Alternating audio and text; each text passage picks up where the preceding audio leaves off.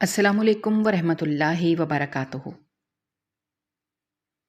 میرے گھر کا ایک ایسا تاریک راز تھا جسے میں نے برسوں تک قبر میں دفن کر دیا تھا۔ جب میری شادی شہر کے ایک انتہائی بااثر خاندان میں ہوئی تو مجھے لگا میں محفوظ ہوں، لیکن شادی کی رات جب میرے شوہر نے وہ پرانی تصویر میرے سامنے رکھی جو صرف مجھے اور میرے ماضی کے مجرم کو معلوم تھی، تو مجھے احساس ہوا کہ اس نے مجھ سے شادی صرف اس لیے نہیں کی کہ وہ مجھ سے محبت کرتا تھا، بلکہ اس کا اصل مقصد یہ تھا کہ دن کا آغاز ہی بے پناہ ہنگامے اور مصروفیات سے ہوا تھا۔ عائشہ کے گھر کا وسیع و عریض صحن رنگ برنگے شامیانوں سے ڈھک دیا گیا تھا، جن کی کناروں پر لٹکتی ہوئی ریشمی جھالریں ہوا کے معمولی سے جھونکے کے ساتھ ایک عجیب سی دلکشی پیدا کر رہی تھی۔ ہر طرف خادموں اور ملازموں کی فوج دوڑتی بھاگتی نظر آ رہی تھی، جنہیں عائشہ کے والد نے خاص طور پر اس دن کی تیاریوں کے لیے کئی روز پہلے سے ہدایات دے رکھی تھیں۔ عائشہ کے والد شہر کے ان چند گنے چنے رئیسوں اور طاقتور ترین افراد میں شمار ہوتے تھے، جن کی دولت کے سامنے بڑے بڑے افسران اور قانون کے محافظ بھی سر جھکانا فخر سمجھتے تھے۔ آج ان کی اکلوتی بیٹی کی شادی کا دن تھا، اور اس تقریب کو شہر کی تاریخ کی سب سے بڑی اور یادگار تقریب بنانے کے لیے انہوں نے اپنی تجوریوں کے منہ کھول دیے تھے۔ حویلی کے داخلی دروازے سے لے کر اندرونی دلانوں تک سرخ اور سفید گلاب کی پتیوں کی موٹی تہیں بچھائی گئی تھیں، تاکہ جب مہمان چلیں تو انہیں زمین کی سختی کا قطعاً احساس نہ ہو۔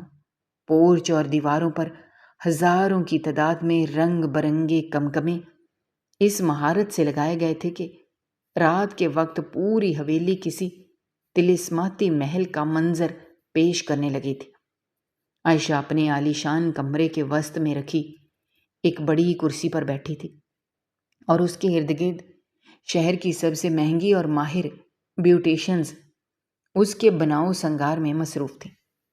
وہ ایک انتہائی قیمتی سرخ رنگ کے عروسی جوڑے میں ملبوس تھی، جس پر سنہری تاروں اور اصلی موتیوں کا اس قدر باریک اور نفیس کام کیا گیا تھا کہ لباس کا وزن ہی کئی کلو گرام تک پہنچ گیا تھا۔ اس کے چہرے پر ہر طرح کے غازے اور ابٹن کا استعمال کیا گیا تھا تاکہ اس کا حسن اور بھی نکھر کر سامنے آئے۔ اس کے گلے میں موجود ہیروں کا بھاری ہار کمرے کی تیز روشنیوں میں یوں چمک رہا تھا جیسے آسمان کے سارے ستارے اس کے سینے پر اتار دیے گئے ہوں۔ لیکن اس سب ظاہری چمک دمک اور خوبصورتی سے بڑھ کر عائشہ کے چہرے پر جو ایک خاص قسم کا سکون اور طمانینت تھی، اس کی وجہ کچھ اور تھی۔ یہ طمانینت اس بے پناہ تحفظ کے احساس کی تھی جو آج اسے فرحان سے شادی کے بعد مکمل طور پر حاصل ہونے والا تھا۔ فرحان کا تعلق ایک ایسے خاندان سے تھا جس کی جڑیں ملکی سیاست، اقتدار اور اشرافیہ میں اتنی گہری تھیں کہ ان کی طرف کوئی آنکھ اٹھا کر دیکھنے کی جرت بھی نہیں کر سکتا تھا۔ شام کا وقت قریب آتے ہی باہر سے بینڈ باجے اور خوشی کے روایتی گیتوں کی آوازیں بلند ہونا شروع ہو گئیں، جس کا واضح مطلب یہ تھا کہ بارات پورے کروفر کے ساتھ حویلی کے دروازے پر پہنچ چکی ہے۔ عورتوں کی ہجوم میں گھری عائشہ کا دل بے اختیار زور سے دھڑکنے لگا۔ اس کے کانوں میں ہر طرف سے مبارکباد کی صدائیں گونج رہی تھیں، اور اس کی سہیلیاں اور رشتہ دار عورتیں اسے بار بار چھیڑ رہی تھیں۔ اس نے شرم و حیا سے اپنی نظریں جھکا لیں جب اس کی ایک خاص سہیلی نے اس کے کان میں سرگوشی کرتے ہوئے بتایا کہ فرحان اپنی سیاہ رنگ کی قیمتی شیروانی میں کس قدر پروقار، وجیحہ اور روبدار لگ رہا ہے۔ شادی کی تمام رسمیں انتہائی شاہانہ اور روایتی انداز میں ادا کی گئیں۔ ہر طرف ہنسی مذاق، کہکہوں اور مہنگے عطر کی خوشبوؤں کا راج تھا۔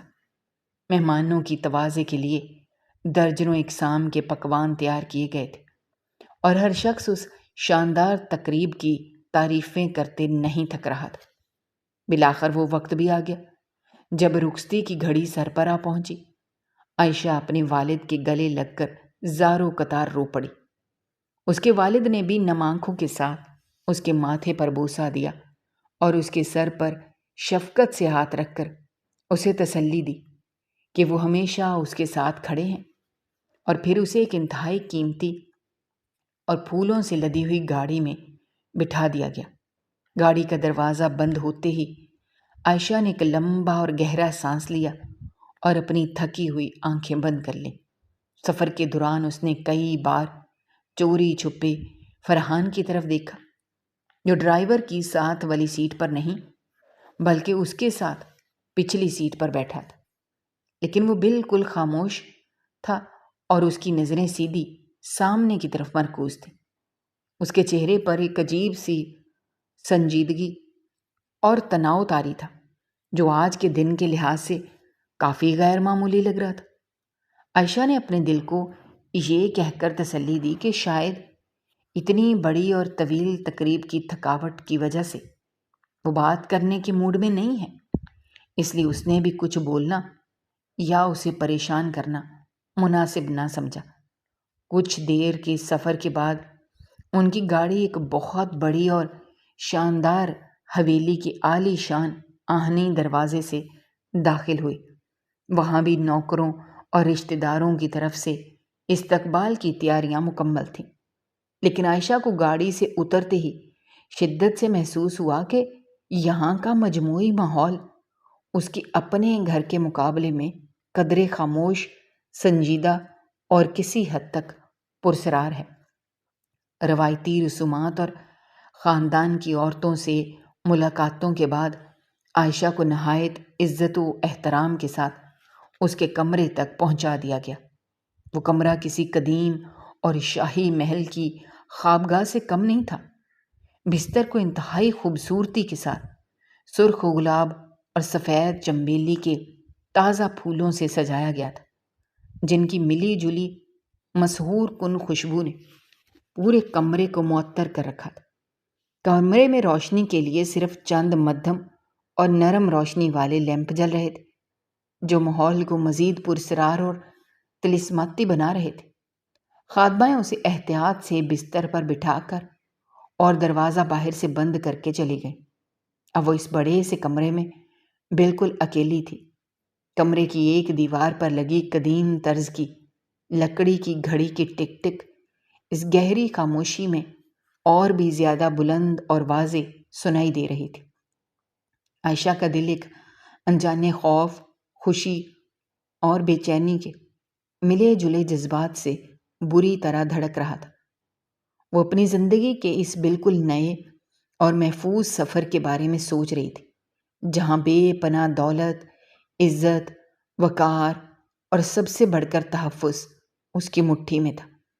وہ سوچ رہی تھی کہ اب اسے کبھی بھی پیچھے مڑ کر اس تاریک رات کی طرف نہیں دیکھنا پڑے گا۔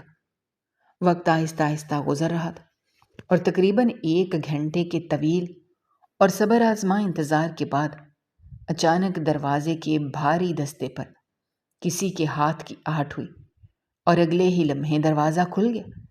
فرحان دھیمے قدموں سے کمرے میں داخل ہوا۔ عائشہ نے حیا کے مارے اپنا سر مزید جھکا لیا اور اپنی نظریں اپنے سرخ لباس کے دامن میں گاڑ لیں۔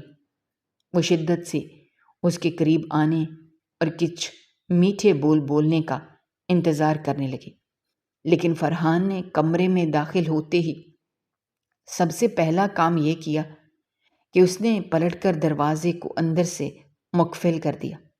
بھاری تالے کے بند ہونے کی کھٹاک کی آواز اس پرسکون ماحول میں اتنی تیز تھی کہ عائشہ کے پورے جسم میں خوف کی ایک سنسنی سی دوڑ گئی۔ وہ آہستہ آہستہ چلتا ہوا اس کے قریب آیا، لیکن وہ اس کے پہلو میں بیٹھنے یا اس کا گھونگھٹ اٹھانے کے بجائے بستر کے بالکل سامنے چند قدم کے فاصلے پر آ کر کھڑا ہو گیا۔ عائشہ نے حیرانی سے جب اپنی نظریں اٹھا کر دیکھا تو فرحان کے چہرے پر نہ تو کوئی مسکراہٹ تھی اور نہ ہی کسی قسم کی کوئی خوشی کا معمولی سا تاثر۔ اس کی آنکھوں میں ایک سرد، بے رحم اور کاٹ دینے والی چمک تھی۔ کمرے کا درجہ حرارت اچانک عائشہ کو بہت کم محسوس ہونے لگا۔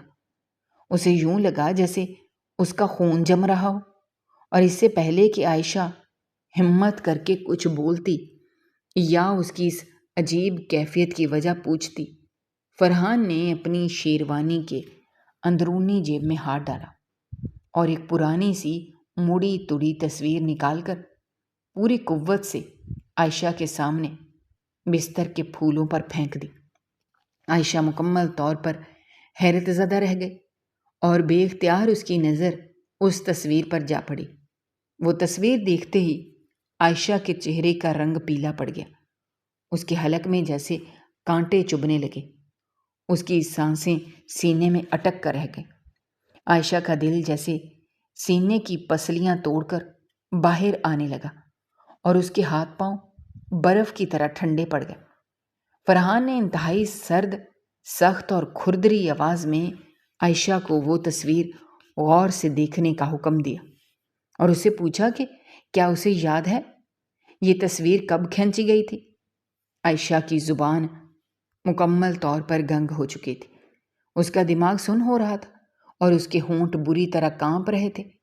اس نے اپنا سارا حواس جمع کر کے ہکلاتے اور ہچکچاتے ہوئے فرحان کو بمشکل جواب دیا کہ یہ تصویر تو اسے 5 سال پرانی لگتی ہے، لیکن اسے بالکل سمجھ نہیں آ رہا کہ یہ تصویر اس وقت فرحان کے پاس کہاں سے آئی۔ فرحان نے عائشہ کی ان خوف زدہ اور پھیلی ہوئی آنکھوں میں براہ راست دیکھتے ہوئے انتہائی سخت اور 2 ٹوک لہجے میں واضح کی کہ عائشہ کے لیے یہ جاننا بالکل اہم نہیں ہے کہ وہ تصویر اس کے پاس کہاں سے آئی، بلکہ اس کے لیے اہم بات یہ ہے کہ اس تصویر میں جو کچھ بھی موجود ہے اور اس رات جو کچھ بھی ہوا تھا، اس کا اصل سچ اس پوری دنیا میں صرف اور صرف 2 لوگ جانتے تھے۔ فرحان نے اپنی بات جاری رکھتے ہوئے کہا کہ ان 2 لوگوں میں سے ایک وہ خود تھی اور دوسرا وہ شخص تھا جسے تم نے اس رات وہاں چھوڑ دیا تھا۔ اس بھیانک اور خوفناک رات کے گزرنے کے بعد اگلی صبح کا سورج عائشہ کے لیے کوئی روشنی یا امید لے کر نہیں آیا تھا، بلکہ اس کے لیے یہ روشنی مزید اندھیرے اور خوف کا پیغام بن چکی تھی۔ وہ دلہن جس نے اپنی شادی کی رات سنہرے خوابوں اور ایک محفوظ مستقبل کی امید کے ساتھ گزاری تھی، اب وہ ایک چلتی پھرتی لاش بن چکی تھی۔ اس کے ذہن میں بار بار وہ مڑی تڑی تصویر اور فرحان کے وہ سرد اور کاٹ دینے والے الفاظ گونج رہے تھے۔ شادی کے بعد کے ابتدائی چند دن کسی بھی نئی نویلی دلہن کے لیے خوشیوں، مبارکبادوں اور دعوتوں کے دن ہوتے ہیں، جن میں وہ نئے رشتوں سے ملتی ہے اور اپنی نئی زندگی کا آغاز کرتی ہے۔ لیکن عائشہ کے لیے یہ دن کسی طویل اور نہ ختم ہونے والی ذہنی اذیت سے کم نہیں تھی۔ اس شاندار حویلی کے نوکر اور خادمائیں روزانہ صبح اس کے لیے طرح طرح کے لذیذ ناشتے اور قیمتی ملبوسات لے کر آتے، لیکن اس کے حلق سے نوالا تک نیچے نہیں اترتا تھا اور نہ ہی اسے کسی پہناوے میں کوئی دلچسپی رہی تھی۔ وہ زبردستی اپنے مرجھائے ہوئے چہرے پر مسکراہٹ سجانے کی کوشش کرتی تاکہ حویلی کے باقی افراد اور ملازمین کو اس کے اندر چلنے والے خوفناک طوفان کا کوئی اندازہ نہ ہو سکے۔ وہ روزانہ قیمتی کپڑے پہنتی، بھاری زیورات سے خود کو سجاتی، لیکن آئینے میں اسے اپنا اکثر ایک بے بس قیدی کی طرح لگتا تھا، جس کے ہاتھ پاؤں سونے کی زنجیروں میں جکڑ دیے گئے ہوں اور جس کی چابی ایک ایسے جلاد کے ہاتھ میں دے دی گئی ہو جو اسے مارنے کے بجائے روزانہ تھوڑا تھوڑا کر کے تڑپا رہا ہو۔ وہ کئی بار تنہائی میں یہ سوچتی تھی کہ وہ اپنے طاقتور باپ کو کوئی خفیہ پیغام بھیجے یا انہیں کسی بہانے سے اپنے پاس بلا کر سب کچھ سچ سچ بتا دے، لیکن پوری دنیا میں بدنام ہونے کا خوف اسے اندر ہی اندر دیمک کی طرح کھا رہا تھا۔ وہ بہت اچھی طرح جانتی تھی کہ اگر 5 سال پرانی اس کالی رات اور اس خوفناک حادثے کا سچ دنیا اور قانون کے سامنے آ گیا تو اس کے باپ کی وہ ساری جھوٹی عزت مٹی میں مل جائے گی جس کا وہ معاشرے میں پرچار کرتے تھے، اور خود بھی وہ قانون کی سخت ترین گرفت سے کسی صورت نہیں بچ سکے گی۔ دوسری طرف فرحان کا رویہ اس کے ساتھ انتہائی عجیب، سرد اور پرسرار ہو چکا تھا۔ اس نے شادی کی اس پہلی خوفناک رات کے بعد سے عائشہ سے کوئی سیدھی بات نہیں کی تھی اور نہ ہی اس موضوع کو دوبارہ چھیڑا تھا۔ وہ صبح سویرے اپنے کمرے سے اٹھتا، تیار ہوتا اور حویلی سے باہر اپنے کاموں کے لیے چلا جاتا۔ شام کو جب وہ واپس آتا تو وہ انتہائی خاموشی سے اپنے کمرے یا مطالعے کی جگہ تک محدود رہتا۔ وہ نہ تو عائشہ پر کوئی بلا وجہ غصہ کرتا تھا، نہ اسے کسی قسم کی کوئی جسمانی اذیت دیتا تھا، نہ ہی اس کے گھر والوں اور رشتہ داروں کے سامنے کوئی ایسا منفی تاثر دیتا تھا کہ ان دونوں کے درمیان کسی قسم کی کوئی کشیدگی یا دوری ہے۔ وہ باہر کے لوگوں اور مہمانوں کے سامنے ایک انتہائی شفیق، خیال رکھنے والے اور محبت کرنے والے شوہر کا روپ دھار لیتا جس پر سب رشک کرتے، لیکن جیسے ہی وہ دونوں کسی کمرے میں اکیلے ہوتے اس کے چہرے کے تاثرات فوراً بدل جاتے اور اس کی آنکھوں میں وہی پرانی سرد، بے رحم اور کاٹ دینے والی چمک لوٹ آتی۔ فرحان کی یہ گہری اور پرسرار خاموشی عائشہ کے لیے کسی تیز دھار خنجر سے کم نہیں تھی جو روزانہ اس کی روح کو زخمی کر رہا تھا۔ وہ ہر وقت ایک انجانے اور جان لیوا خوف کے سائے میں جی رہی تھی۔ اسے ہر لمحے یہ ڈر لگا رہتا تھا کہ فرحان اچانک کسی دن کوئی ایسا خطرناک قدم اٹھائے گا جو اس کی اور اس کے پورے مغرور خاندان کی مکمل تباہی کا سبب بنے گا۔ اس شدید ذہنی دباؤ اور مسلسل خوف نے عائشہ کی راتوں کی میٹھی نیند اور دن کا سارا سکون مکمل طور پر چھین لیا تھا۔ وہ رات بھر نرم اور آرام دہ بستر پر کروٹیں بدلتی رہتی۔ وہ پچھلے 5 سالوں سے بھولنے کی ناکام کوشش کر رہی تھی۔ دن کے اوقات میں وہ حویلی کے بڑے بڑے دلانوں اور وسیع راہداریوں میں بے مقصد گھومتی رہتی، جیسے وہ وہاں سے فرار ہونے کا کوئی خفیہ راستہ تلاش کر رہی ہو، لیکن ہر طرف صرف اس حویلی کی اونچی اور مضبوط دیواریں ہی نظر آتی جو اسے بار بار یاد دلاتی تھیں کہ وہ اب ایک ایسے مضبوط جال میں بری طرح پھنس چکی ہے جہاں سے اس کا زندہ سلامت نکلنا اب ناممکن ہو چکا ہے۔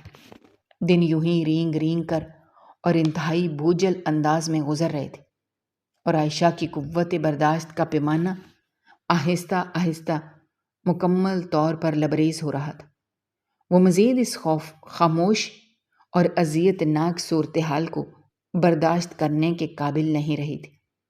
ایک روز دوپہر کے وقت جب حویلی میں مکمل طور پر گہری خاموشی چھائی ہوئی تھی اور زیادہ تر نوکر اور خادمائیں اپنے اپنے کاموں سے فارغ ہو کر پچھلے حصے میں آرام کر رہے تھے، عائشہ بے دلی سے چلتی ہوئی حویلی کے سب سے بڑے اور کشادہ کمرے میں چلی آئی جو مہمانوں کی تفریح اور بیٹھنے کے لیے مختص تھا۔ وہاں انتہائی نرم اور آرام دہ نشستیں بچھی ہوئی تھیں، فرش پر ہاتھ سے بنے ہوئے قیمتی اور نرم قالین بچھے ہوئے تھے۔ وہ تھکن اور مایوسی کے عالم میں ایک بڑی سی نشست پر بالکل نڈھال ہو کر گر سی گئی۔ اس کا ذہن سوچوں اور وسوسوں کے ایک نہ ختم ہونے والے بھنور میں بری طرح پھنسا ہوا تھا۔ وہ بار بار اپنے آپ سے یہی ایک سوال کر رہی تھی کہ آخر اس کی قسمت میں یہ سب اذیت کیوں لکھی گئی تھی؟ اس نے تو شادی سے پہلے یہی سوچا تھا کہ اس حد سے زیادہ بااثر اور طاقتور خاندان میں آ کر وہ اپنے ماضی کی تمام کالی پرچھائیوں اور اس حادثے کے بوجھ سے ہمیشہ کے لیے نجات پالے گی اور اس کا وہ ایک پرانا گناہ اس کی نئی اور خوشحال زندگی پر کبھی بھی اثر انداز نہیں ہو سکے گا۔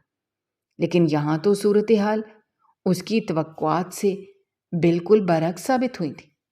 جس شخص کو وہ اس دنیا میں اپنا سب سے بڑا اور طاقتور محافظ سمجھ رہی تھی، جس کے سہارے اس نے اپنی بقیہ زندگی انتہائی سکون اور بے فکری سے گزارنے کا خواب دیکھا تھا۔ در حقیقت وہی شخص اس کا سب سے بڑا اور خطرناک دشمن ثابت ہوا تھا، جو اس کے ماضی کی تمام تاریکیوں سے پوری طرح واقف تھا۔ وہ اس گہری کشمکش اور شدید ذہنی کرب میں مبتلا اپنا سر دونوں ہاتھوں میں پکڑے خاموشی سے بیٹھی تھی کہ اچانک اس کشادہ کمرے کے دروازے پر کسی کے قدموں کی بھاری اور جانی پہچانی آہٹ سنائی دی۔ عائشہ کا دل ایک دم زور سے دھڑکا اور اس کی دھڑکنیں بے قابو ہونے لگیں۔ اس نے گھبرا کر اپنا سر اوپر اٹھایا اور دروازے کی طرف دیکھا۔ سامنے دروازے کے بیچوں بیچ فرحان کھڑا تھا۔ اس کے چہرے پر وہی مانوس اور خوفناک سنجیدگی طاری تھی اور اس کی گہری آنکھوں میں وہی پرسرار چمک تھی جو عائشہ کا خون تک خشک کر دیتی تھی۔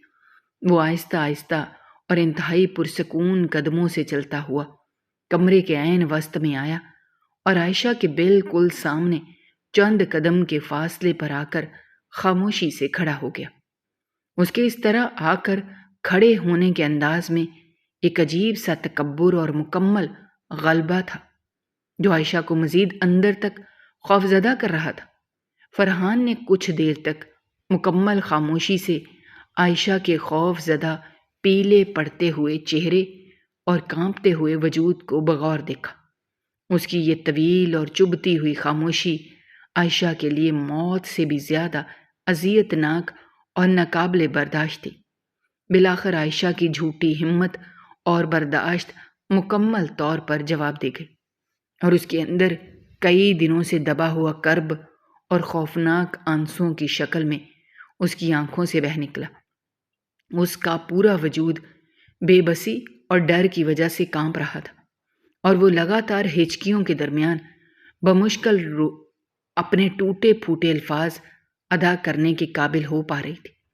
اس نے روتے ہوئے اور ہاتھ جوڑتے ہوئے فرحان کی طرف دیکھا اور انتہائی بے بسی کے عالم میں اسے التجا کی کہ فرحان پلیز مجھے صاف صاف بتائیں، آپ اس پرانی تصویر کے ذریعے مجھے روزانہ کیا یاد دلانا چاہتے ہیں؟ عائشہ نے سسکیوں کے درمیان فرحان سے پوچھا کہ وہ اسے اس طرح کی خاموشی اور مسلسل ذہنی اذیت کیوں دے رہا ہے؟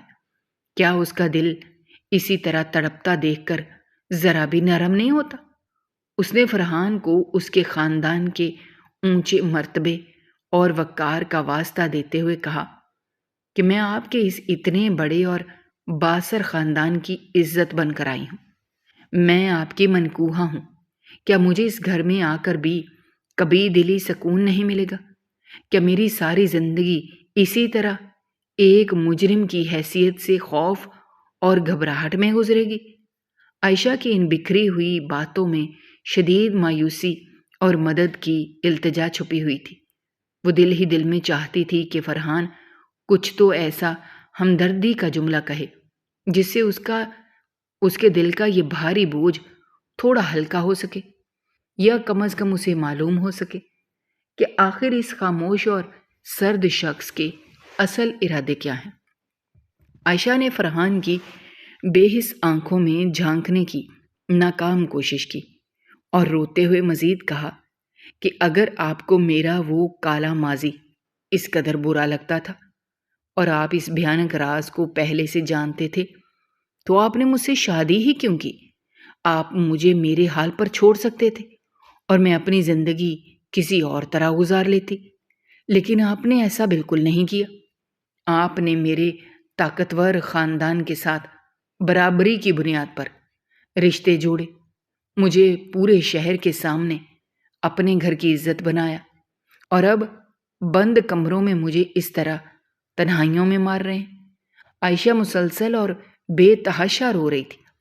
اس کے گرم آنسو اس کے قیمتی لباس کے دامن پر گر کر اسے بھگو رہے تھے، لیکن ان بہتے ہوئے آنسوؤں کا اور اس کی اس انتہائی بے بسی کا فرحان کے پتھر جیسے سخت چہرے پر کوئی ادنا سا اثر بھی نہیں ہو رہا تھا۔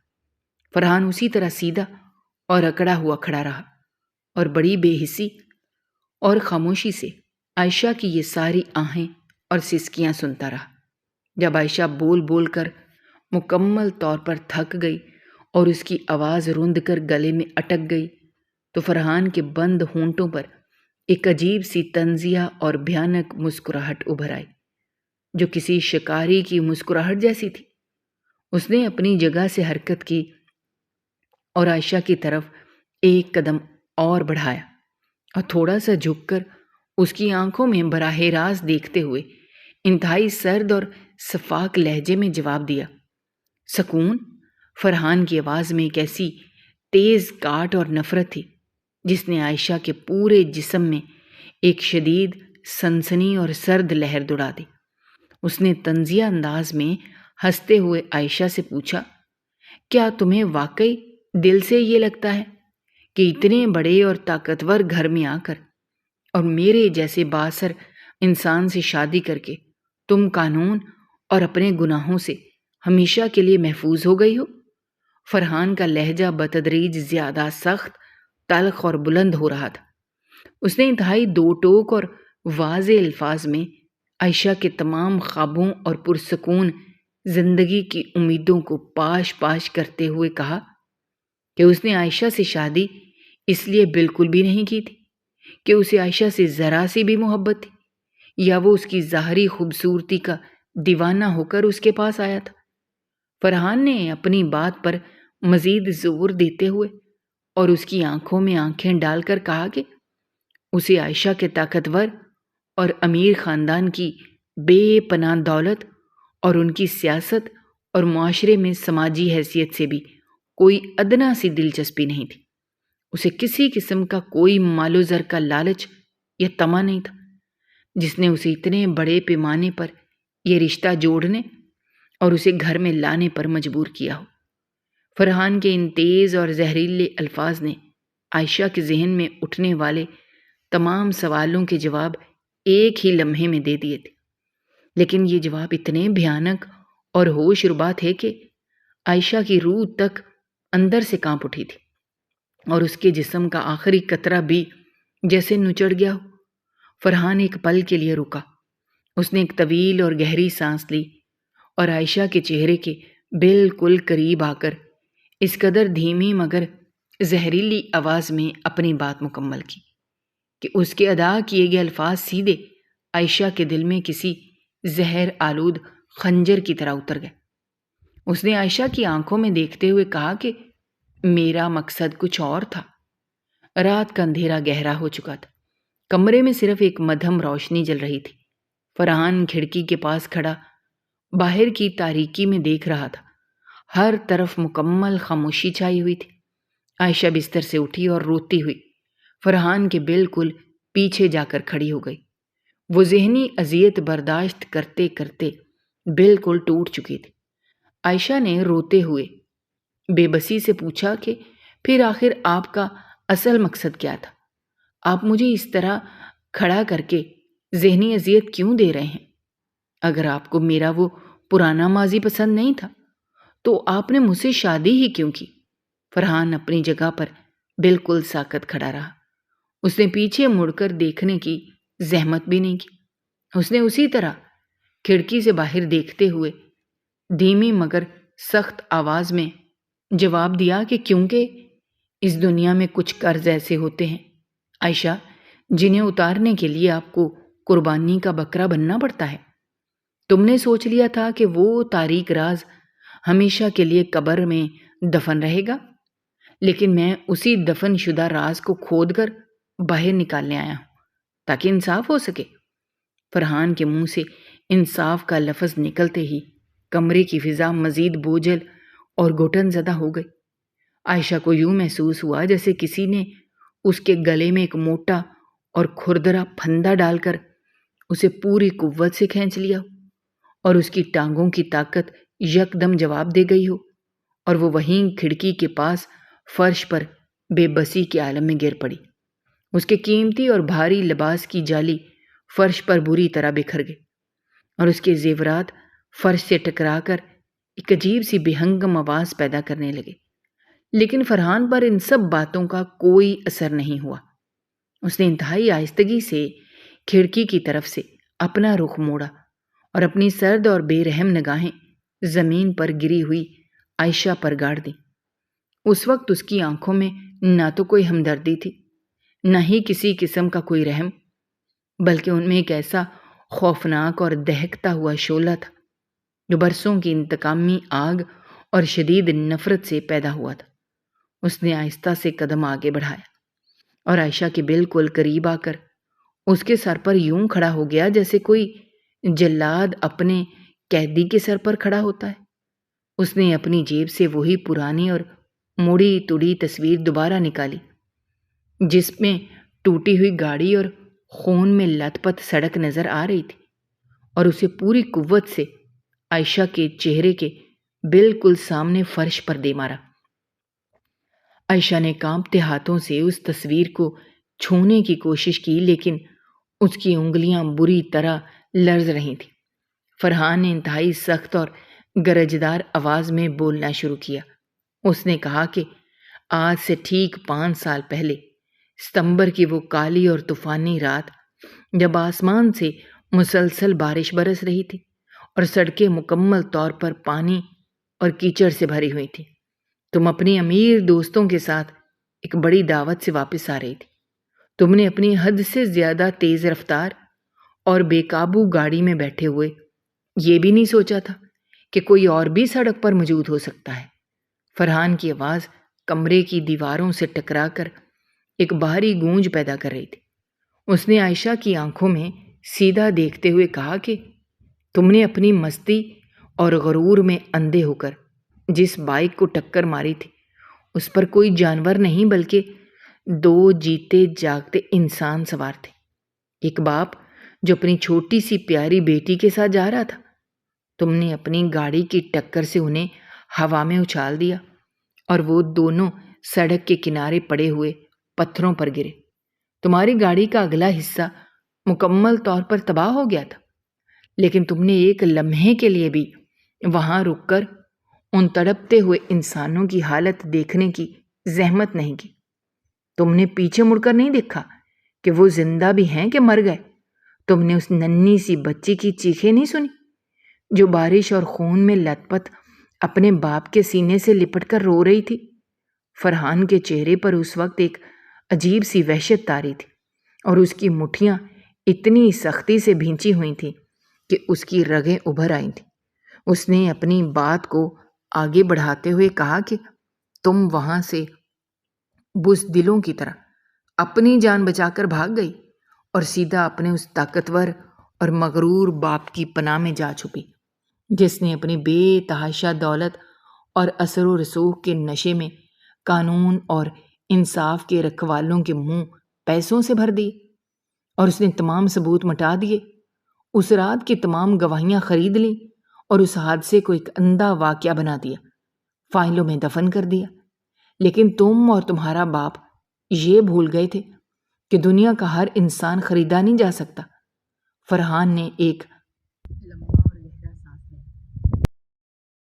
اس کی آنکھوں سے آنسوؤں کی ایک لکیر بہہ کر اس کے گالوں تک آ گئی تھی۔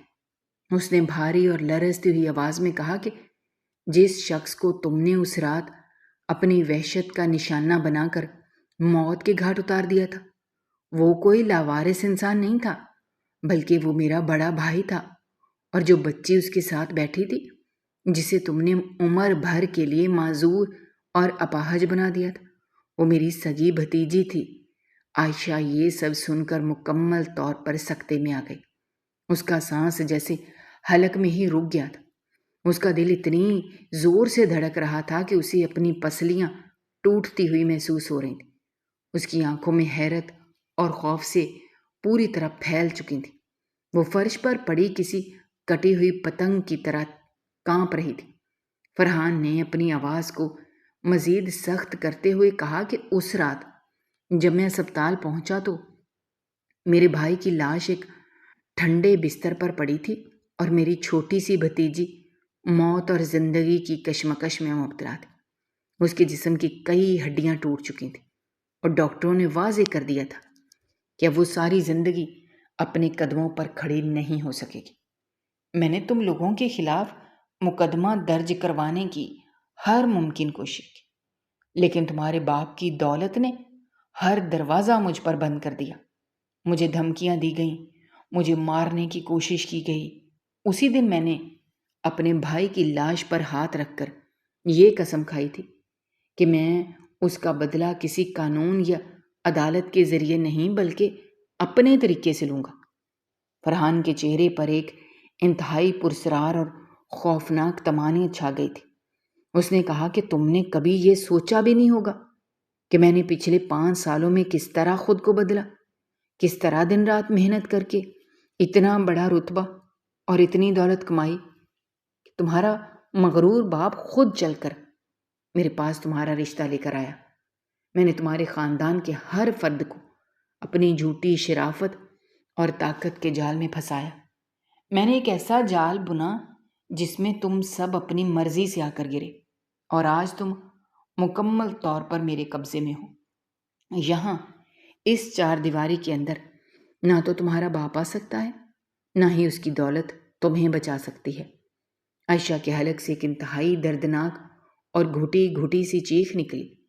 اس نے اپنے دونوں ہاتھ جوڑ کر فرحان کے قدموں میں رکھ دیے اور زارو قطار روتے ہوئے کہا کہ وہ اس رات کے لیے بے حد شرمندہ ہے، اسے معاف کر دیا جائے۔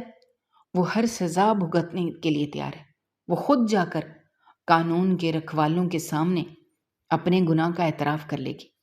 وہ جیل جانے کو بھی تیار ہے، بس فرحان اسے اسی طرح کی ذہنی اذیت سے نجات دلا دے۔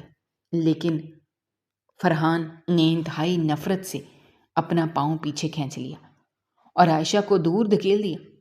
اس نے انتہائی حقارت سے ہنستے ہوئے کہا کہ قانون اور قید خانے تو تمہارے باپ کے کھلونے ہیں جنہیں وہ دوبارہ خرید لے گا، اور میں تمہیں اتنی آسان موت یا اتنی چھوٹی سزا بالکل نہیں دوں گا۔ میری سزا اس سے بہت بڑی اور عمر بھر پر محیط ہوگی۔ فرحان یہ کہتے ہوئے تیزی سے مڑا اور اس نے کمرے کے ایک کونے میں بنے ایک چھوٹے دروازے کی طرف قدم بڑھائے۔ اس نے اپنی جیب سے ایک چابی نکالی اور دروازے کا تالا کھول کر اسے پوری طاقت سے پیچھے کی طرف دھکیل دیا۔ دروازہ کھلتے ہی کمرے میں مدھم روشنی اس چھوٹے کمرے کے اندر داخل ہوئی، جہاں کا منظر دیکھ کر عائشہ کے جسم کا آخری قطرہ خون بھی جیسے خشک ہو گیا۔ اس چھوٹے سے کمرے کے عین وسط میں ایک پہیوں والی کرسی رکھی ہوئی تھی، اور اس کرسی پر ایک 8 یا 9 سال کی انتہائی معصوم لیکن بے حد کمزور سی بچی بیٹھی تھی، جس کی ٹانگیں بے جان ہو کر نیچے لٹک رہی تھیں اور اس کا چہرہ انتہائی زرد اور اداس تھا۔ وہ بچی بڑی حیرت اور معصومیت سے باہر کھڑے فرحان اور فرش پر بیٹھی روتی ہوئی عائشہ کو دیکھ رہی تھی۔ فرحان نے آگے بڑھ کر اس بچی کی پہیوں والی کرسی کو پکڑا اور اسے دھکیلتا ہوا کمرے کے بالکل بیچ میں عائشہ کے سامنے لا کر کھڑا کر دیا۔ عائشہ اس بچی کو دیکھتے ہی پھوٹ پھوٹ کر رونے لگی۔ اس کی آنکھوں کے سامنے وہ 5 سال پرانی بارش والی رات پوری طرح گھوم گئی، جب اس نے اسی بچی کو خون میں لت پت سڑک پر تڑپتا ہوا چھوڑ دیا تھا۔ فرحان نے اس بچی کے سر پر انتہائی شفقت سے ہاتھ پھیرتے ہوئے اور پھر اپنی خونخوار نظریں عائشہ پر گاڑتے ہوئے اپنا آخری اور اٹل فیصلہ سنایا۔ اس نے کہا، یہ ہے وہ بچی جس کے پاؤں تم نے چھین لیے تھے، جس کا بچپن تم نے اپنی تیز رفتار گاڑی کے پہیوں تلے کچل دیا تھا۔ آج کے بعد سے تم اس حویلی سے کبھی زندہ باہر نہیں جا سکو گی۔ تمہارا غرور، تمہاری دولت اور تمہارا رتبہ سب اس کمرے کی چوکھٹ کے باہر دفن ہو چکا ہے۔ آج سے تمہاری ساری زندگی اس معذور بچی کی خدمت کرتے ہوئے گزرے گی۔ تم اس کے ہاتھ بنو گی، تم اس کے پاؤں بنو گی، تم اسے نہلاؤ گی، اسے کھانا کھلاؤ گی اور اس کی ہر ضرورت پوری کرو گی۔ تم روزانہ اس کا معذور اور بے جان جسم دیکھ کر اپنے گناہ کی آگ میں جلو گی، اور یہی تمہاری اصل سزا ہے، جسے تمہیں دنیا کا کوئی باپ یا کوئی دولت نہیں بچا سکتی۔ یہ کہہ کر فرحان مڑا اور کمرے کے بڑے دروازے کی طرف چل پڑا۔ اس نے دروازہ کھولا اور باہر نکلنے سے پہلے ایک آخری بار مڑ کر فرش پر بیٹھی تباہ حال عائشہ کو دیکھا، جس کی ساری دنیا اجڑ چکی تھی۔ فرحان نے باہر سے دروازہ بند کر کے ایک بہت بڑا اور بھاری تالا لگا دیا۔ تالے کی وہ کھٹاک کی آواز عائشہ کی پرتعیش زندگی کے تابوت میں ٹھوکی جانے والی آخری کیل ثابت ہوئی۔ وہ اب ایک ایسی قیدی بن چکی تھی جس کے پاس پچھتاوے اور اس پہیوں والی کرسی پر بیٹھی بچی کی خاموش نگاہوں کے سوا کچھ نہیں بچا تھا۔ کمرے میں اب صرف عائشہ کی سسکیوں اور دیوار پر لگی گھڑی کی ٹک ٹک کی آواز باقی رہ گئی تھی، جو اس بات کا اعلان کر رہی تھی کہ اس کا تاریک راز اب مکمل طور پر بے نقاب ہو چکا ہے اور اس کی سزا کا وہ نہ ختم ہونے والا سفر شروع ہو چکا ہے، جس کا انجام صرف اور صرف موت کی صورت میں ہی ممکن تھا۔ دوستو، ہماری آج کی یہ کہانی آپ کو کیسی لگی؟ کمنٹ باکس میں اپنی رائے کا اظہار کرنا مت بھولیے گا، اور اگر آپ ہمارے چینل پر نئے ہیں تو چینل کو سبسکرائب کرنا بھی مت بھولیے گا۔ شکریہ۔ اللہ حافظ۔